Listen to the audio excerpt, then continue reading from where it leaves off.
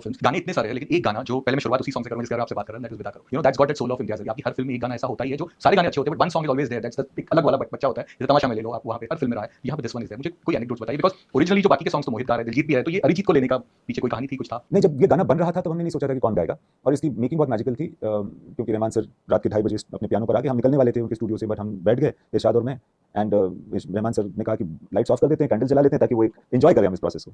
और उसी वक्त जैसा कहते हैं कि नाजिल हुआ हुई वो ट्यून और रहमान सर ने पियानो पे बजाना शुरू किया। उस वक्त हम लोग बात कर रहे थे पुराने ज़माने की फिल्मों की। रहमान सर कह भी रहे थे कि गुरुदत्त की फिल्म के गाने कैसे होते हैं, हम ये सारी बातें कर रहे थे, पुराने ज़माने में जाने की कोशिश कर रहे थे क्योंकि ये गाना ये पिक्चर ही 80s की है। तो फिर वहाँ से उन्होंने पियानो में बजाना शुरू किया, करते करते ये लाइन आई तो उनको मुझे पूछ रहे थे, मैंने कहा ये बहुत अच्छा है, इसको डेवलप व्हाटएवर जस्ट हम जैम कर रहे थे बेसिकली। और जैम क्या कर रहे थे, मैं तो ऑडियंस हूँ तो मैं तो सुन रहा था, एंजॉय कर रहा था। फिर वो जब वो फ्रेज एक आया म्यूजिकल फ्रेज तो फिर इरशाद ने वहीं के वहीं ये लाइनें लिखी और बेसिकली बहुत ही जल्दी 45 मिनट में ये गाना जिस तरह से है ऑलमोस्ट पूरा बन ही गया। और फिर रहमान सर ने कहा चलो इसको अभी रिकॉर्ड कर लेते हैं। फिर जब उसको रिकॉर्ड करने को गए तो जो हमारे आज तक नहीं हुआ है वो हो गया कि कुछ लोग स्टूडियो में ही रोने लगे। उसके बाद इरशाद को रहमान सर ने कहा कि what have you done Irshad Kamil, you are making people cry. So ये हुआ था यार, ये एनेक्डोट मैं बता सकता हूं for the making of Vida Karo. And Arijit Rahman sir said let Arijit sing this song and we all realise that Arijit is a very like क्या होता है ना कि जब there is a certain gravitas to the way a music composer sings his own song because he can feel it that much because it's his composition. Correct. Sometimes you need a singer and it is very difficult to come by who can get onto that same level, you know, of attachment to the melody, and Arijit does it very beautifully. He sings truthfully, he doesn't do any milawat, you know.